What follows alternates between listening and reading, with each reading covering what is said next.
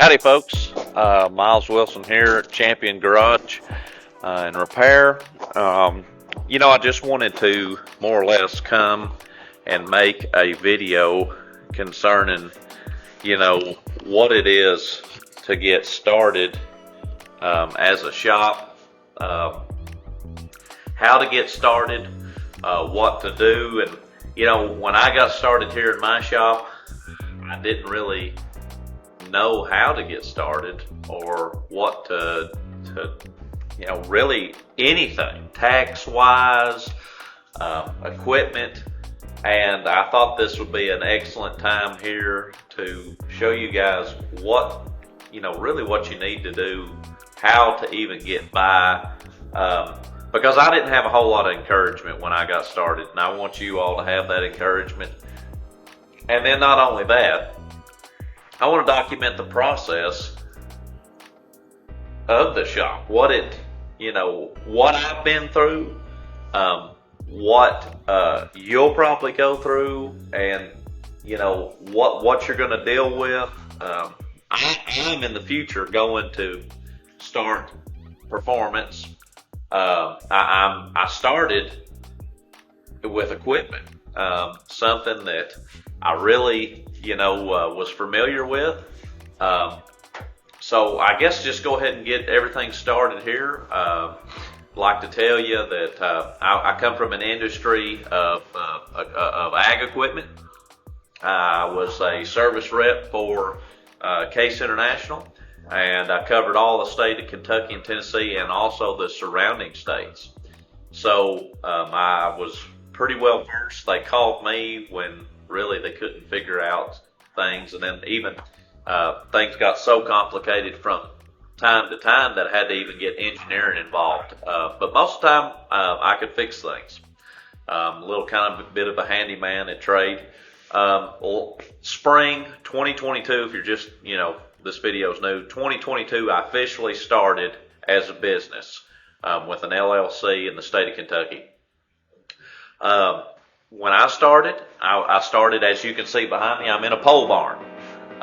The pole barn was at that time dirt floor. It was no metal on it, no doors, and it was March in Kentucky. So at those days, I was in 20-degree days working on vehicles on gravel. Since March, we have got concrete. We have increased tools tenfold. I now have a shop lift. A lot of things I did not have, and a lot of things I acquired. Now we're getting ready to proceed into winter, I've started to do some insulation, as you can see behind me. Again, it's a pole barn. What I want to have for you guys is the ability to tell you you can do this. If you've got an old building, depending on what you want to get done or do, these are my recommendations to you. One thing that when I got started there, I had tools and stuff like that, and I really didn't have the ability to lock them up. And so I had to kind of keep my business on a hush-hush type situation there. And so that was a little bit of a struggle for me, getting my name out there. Now we've got signs on order. I just got my commercial door installed, and the shop's a wreck right now. But I want to show you what we're doing, what we're going to do going into the future. Okay, so what I want to show you here is what I believe that you need to get started. Everything in this shop here has, for the most part, been acquired since March. The thing about a shop is just getting in there, starting with a basic set of tools, and don't go spending a lot of money on tool trucks. Now, yes, I do have a tool truck that comes by every week, but you do not have to do that. You can get started with Harbor Freight. This is a Harbor Freight box.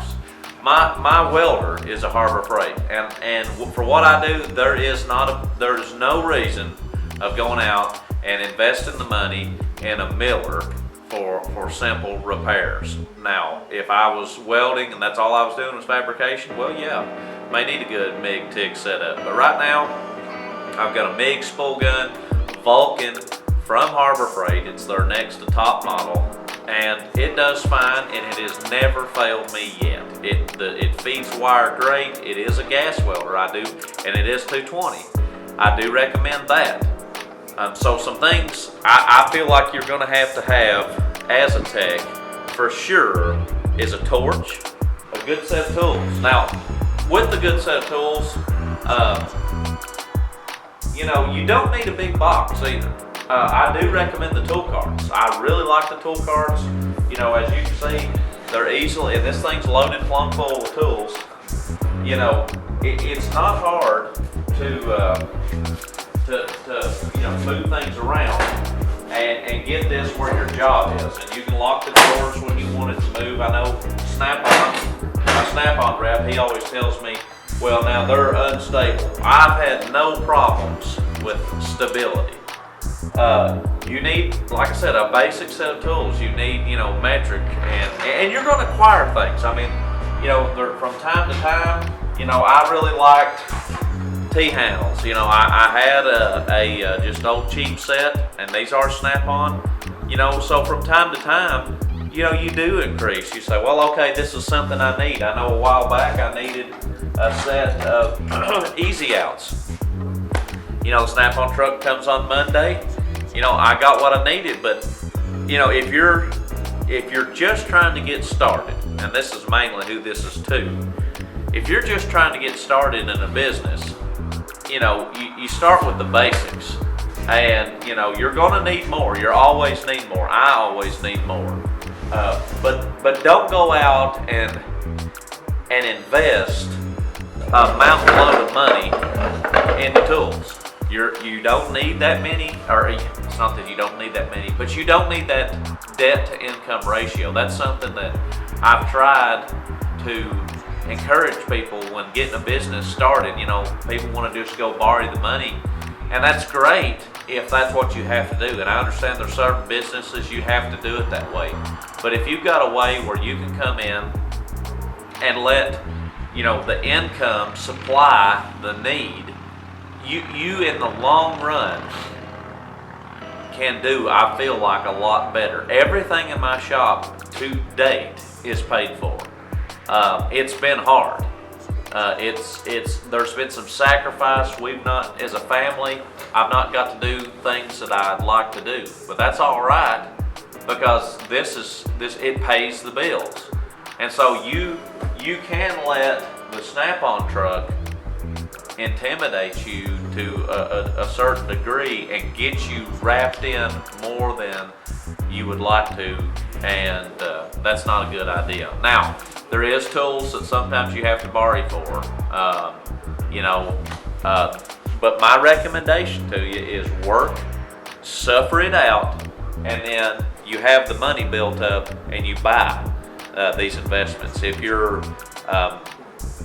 you're right now still working, you're employed, my recommendation to you, if this is something that you'd like to do going in the future, is, be saving, because concrete is not cheap. A lift is, especially that lift, is not cheap.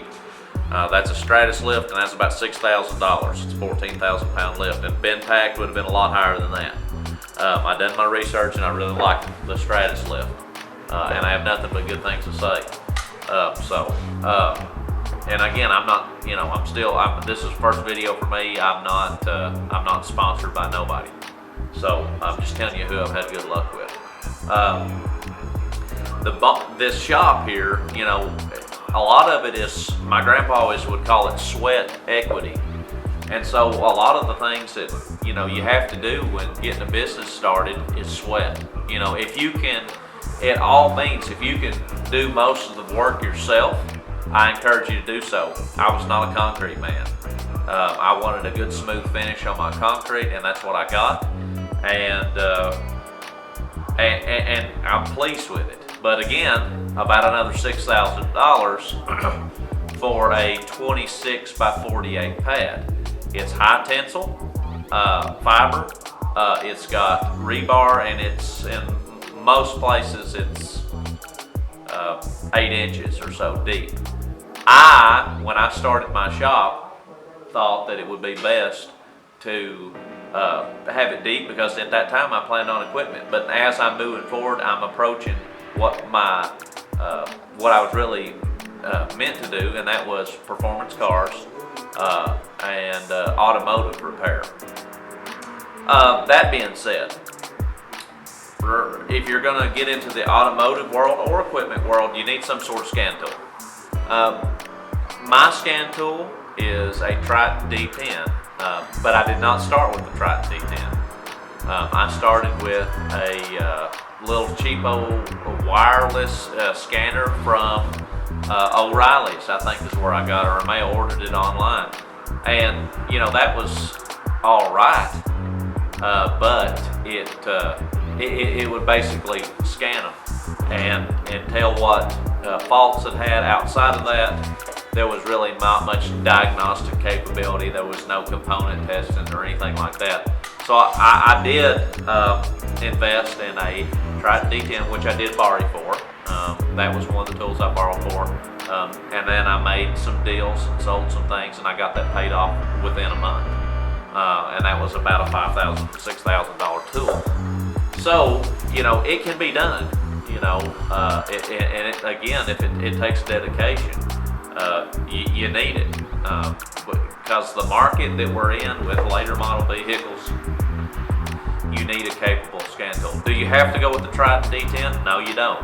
You can go with an Apollo or whatever it is, but it just doesn't have the oscilloscope capability. I wanted that oscilloscope capability. I wanted something that I could, look at CAN data, where I could look at, the signal, the trace information. I wanted to be able to see that. That's something that I'm familiar with. So, those are things to get started. You need a roof over your head. You need adequate lighting. And I know I've talked about that already. You need lighting. But remember this, it doesn't happen overnight. So my recommendation to you is to create a list. This is what I have to have to make it. You can do it. I went into this completely blind. I had no idea what it was going to take to survive. I didn't have the greatest of customer base, but I do now, and it's getting better as time goes on. So much so that I'm starting to specialize even in some things. Be prepared in the beginning if you're going to start your own garage, be prepared to be on about anything. Be accepting of work. However, don't back yourself into a corner with something that you're not capable of doing. You're just wanting the money. Don't do that. Do something that you can fix well, fix in a reasonable amount of time, and do it right. One thing that I try to do is I work for a company called U-Punch, and I may, see that. I can't get my camera to focus, but anyway, these are time cards, and they're mainly for people that's clocking in and out of jobs. But for me, it's got ability to have 3 time punches a day, 3 separate time segments. And this is how I keep up with my customers. I've got a time card over there, just slide it in.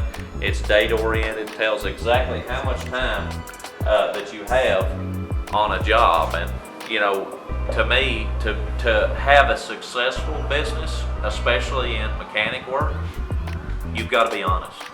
There's people anymore, they try to shortcut corners. I will tell you that I am not the cheapest in my area, but I do provide honest work, and it's good.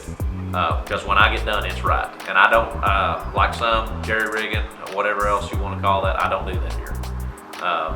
It's done right or it won't get done in my shop. And so you've got to be that way. You've got to, know that if you don't want it fixed right, it will not be fixed. The other thing that you've got to worry about too, and I've been blessed concerning this, is getting people paid. So far, not had, but maybe one, and he eventually paid me. And so you need to make sure that no matter family or what, that you're getting paid when the job is done. It's business, whether you're Christian, whether you're not. It don't matter whether they're family or not. When they pick up the machine or the car or whatever, the services need to be paid for. You've got money invested out of your, and you're paying yourself, anyway. You have to get paid. And so my recommendation to you is do not let anything go until you receive the payment. Make sure that they have the money, try to, and it's hard to quote, but if you can get into, this is around the ballpark figure. And the thing about it is, when you get started, you're not going to know those ballpark figures because you haven't done them yet. But as time goes on and you continue to progress in your business, you're going to know about what things cost. And so you can ballpark figure for people, loosely quote what these repairs will cost. So, I would encourage you to try to say, look, this is probably going to be $500-600 job, which most are quite expensive. Depending on your area, you have to charge more rates than maybe I would in a rural community. As far as looking into the future, I know I maybe already said this, but I am going to get into being performance. So, if you're tuning in and maybe this is not the video for you yet, but this is a video that's going to be documenting my growth as a shop. And not only that, I'm heavily oriented into performance cars and trucks, as some of my reels on Facebook would show. We're getting ready to start a build, most likely a Mazda RX-8 with a LS swap in recent times, and what's going to be in my shop from time to time or around my shop. Got a uncle of mine, me and him's pulled with a Honda S2000 with a 2JZ, and it is 808 at the rear wheels. It is a pretty hot car. And so we like those sorts of things. I'm big into classic cars, and so you're going to see a lot of that stuff coming in and out of my shop because I'm going to try to document the processes that I've got.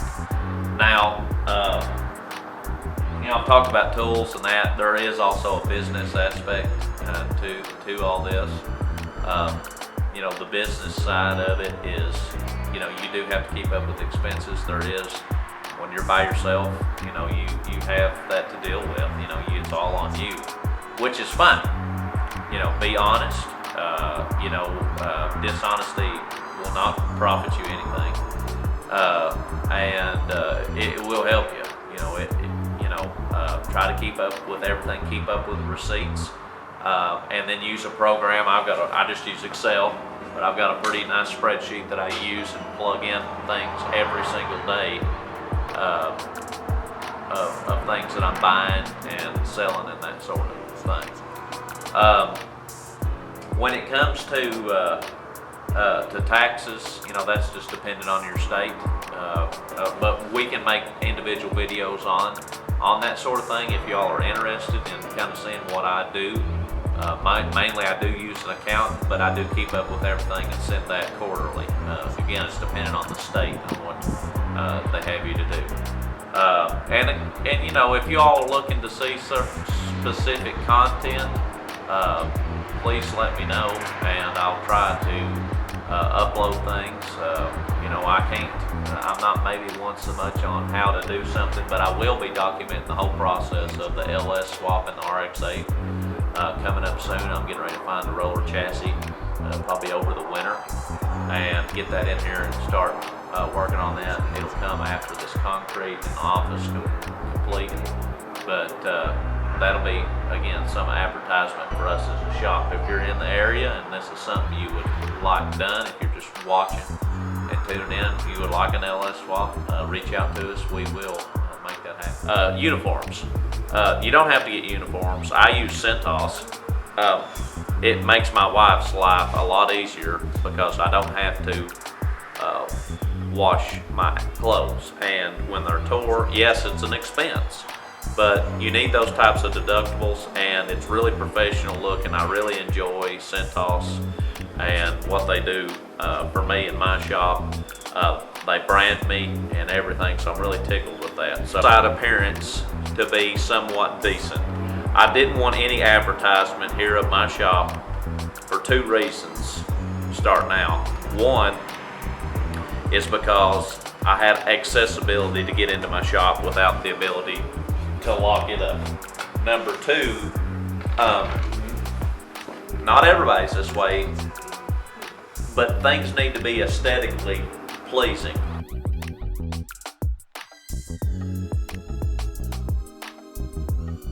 To some degree. So before I advertised, it's, when it comes to, sign advertisement, shop advertisement, I wanted my shop to look presentable, and that just takes time. And so luckily I've had good customers that know me and know my work that I do, and they have supported me.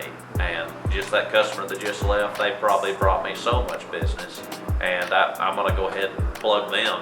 If you have Facebook out there, Hillside Motors in Russell Springs, Jamestown area, Kentucky. There is no better cars that you can buy. What they get is 100% when they sell them. It's inspected most of the time by me if it has to be worked on, and they want everything perfect when it sells. So check them out, Hillside Motors in Russell Springs, Jamestown, and again, hopefully we'll be here to help you guys along your journey as well. Maybe you're not comfortable with doing this sort of thing, so I wanted to done a lot of filming in time past with John Deere and Case International, and I wanted to make sure that I did that here to provide you all any kind of help. If it comes to expense reports, how did you get that started? What did you do for accounting? I've got those answers, what I do. And again, my way might not be the best way, but it's free the way I'm doing things. The accounting part is not free, but highly recommend my accountant as well. But again, just appreciate you all tuning in. I wanted to give this shout out too. I didn't mention this, so I'd like to say this now, is this channel will be a clean, kid-friendly channel. So don't feel afraid in future videos to watch this in front of your kids. There'll be no cussing or anything like that, or foul imagery or anything like that that you get most of the time with mechanics. You're not going to get that with me. I am a Christian, and again, none of this is possible without God. And so I want to, that's my shout out. If you know the Lord, glad to have you on here. If you don't know the Lord, I encourage you to find Him. And if you want to know more about that, you can ask Him that too. Everything I've done has been through Him, and He's provided me work consistently coming in. So if you could, again, like, subscribe, and comment, and we'll see you the next time.